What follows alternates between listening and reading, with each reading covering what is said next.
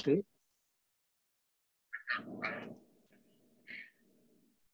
Ah. Alors voilà, on reprend, mais du coup, il faut que... Ah, toutes les applications se sont fermées. Bon, alors, attends. Il va falloir que je revoie mon Alpecet parce que...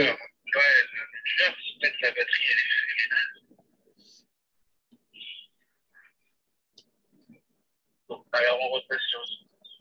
On va repasser sur Zoom. Je croche. Oui.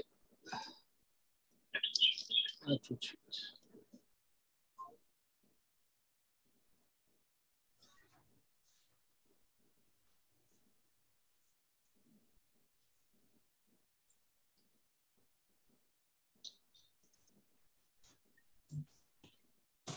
Voilà, donc il faut que je me rallume aussi.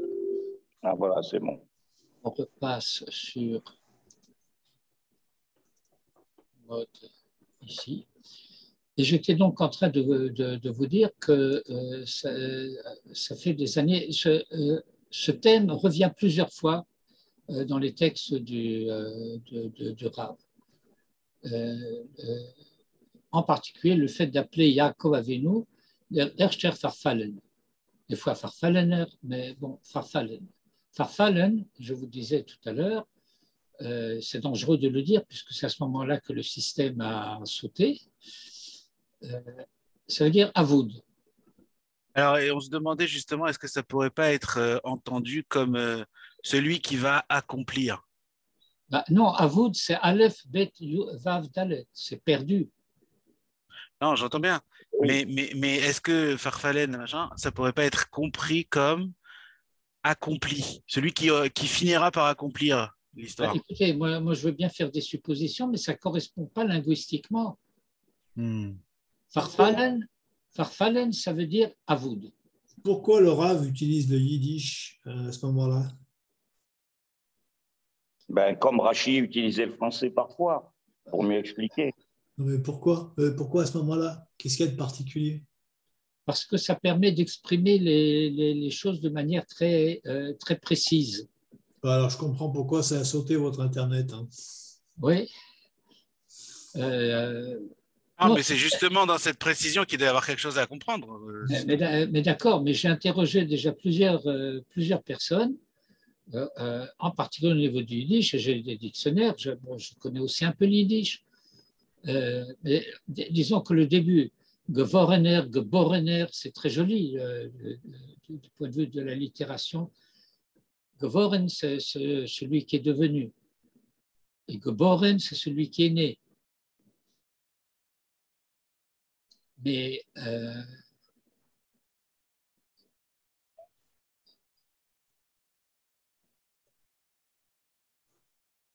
bon, je sais pas. Je fais pas d'hypothèse parce que littéralement, Farfalene, ça serait Michalak le hibou. Est-ce que, je sais pas, hein, parce que voilà, Bor, machin, ça peut vouloir dire, c'est la naissance. Moi, je connais rien du tout au yiddish, mais Fallen, par exemple, ça peut pas se ramener de la racine anglaise Fallen, tomber, qui aurait donné Avoud, et qui pourrait vous dire Farfallen, c'est celui qui est parti très loin, mais ça veut pas forcément dire qu'il est perdu. Ben, écoutez, d'abord, c'est un verbe qui est commun de ce point de vue-là à l'allemand et à l'anglais. To fall, fallen. Voilà, c'est là que et le préfixe far, en allemand d'ailleurs, et en yiddish, c'est comme le préfixe per, per en latin, et perfectum, ça veut dire c'est celui qui est entièrement fait. Celui qui est parfaitement tombé. Et bon, je n'émets pas d'hypothèse, mais de toute façon, gardons la première version donc, de ce que le texte dit. C'est celui dont l'identité reste permanente.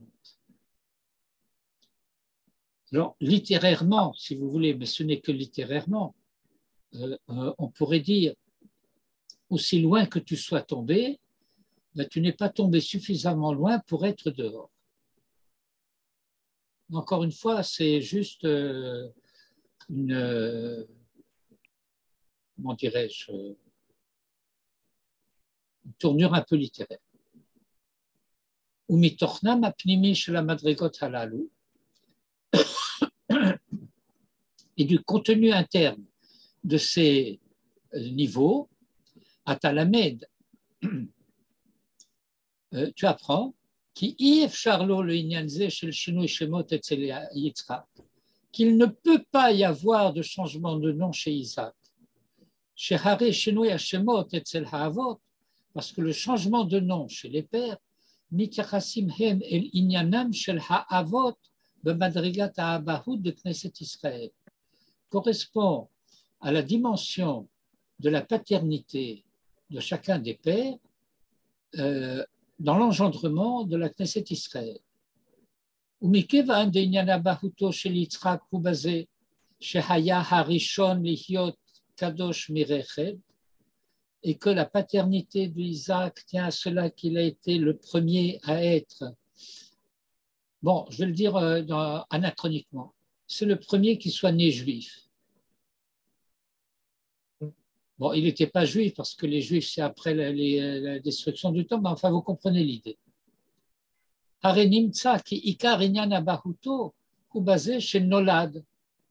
Que l'essentiel de sa paternité dans le fait qu'il soit né. Pardon, Rav. Vous dites c'est le premier qui est né juif, en fait, il est circoncis. Et par contre, c'est le premier qui est né de quelqu'un de circoncis. Oui, mais Abraham était Abraham. Il était en exil. Il était en dehors. Il a dû restaurer son hébraïté. Et là, je suis tout à fait dans le schéma manitouiste, ou enfin peu importe. Il a dû récupérer, restaurer son identité d'hébreu. Il est né dans la lignée de Héver, mais historiquement, d'un point de vue socio-historique, il était en dehors, jusqu'au jour où il a décidé de réintégrer. Et ceci, pour commencer, en revenant en Eretz Israël. Et avec lui, a commencé à se manifester cette possibilité que des identités devenues extérieures à l'identité humaine unitaire d'avant la tour de Babel puissent elles aussi revenir intégrer l'identité, c'est-à-dire l'histoire d'Israël. Le premier devenu ou redevenu hébreu. Mais Jean-Charles, tu te souviens? Comment? Jean-Charles, oui. Nous avions parlé que Abraham avait été présent en Eretz Israël. Il y est revenu. C'était pas quelque chose d'inconnu pour lui d'être en Eretz Israël. Oui, c'est ce qu'on a. C'est le Ivri. On avait appris ça de Manitou. Il est né à Ur-Kasdim. À un certain moment, il a quitté Ur-Kasdim, il est parti avec armes et bagages, avec papa et frères, neveux, cousins, bref, femmes, etc. Ils sont arrivés chez un frère qui avait émigré le premier, Kenachor, à Haran. De là-bas, Abraham a fait des allers-retours entre Eretz Israël et Haran. Brit Ben Abetarim, s'est passé en Eretz Israël lors d'un voyage d'Abraham. À ce moment-là, il avait 70 ans. Lech Lecha, il avait 75 ans. Donc, Brit Ben Abetarim, c'est 5 ans avant. Toujours est-il que Abraham part de Ur Kasdim en sachant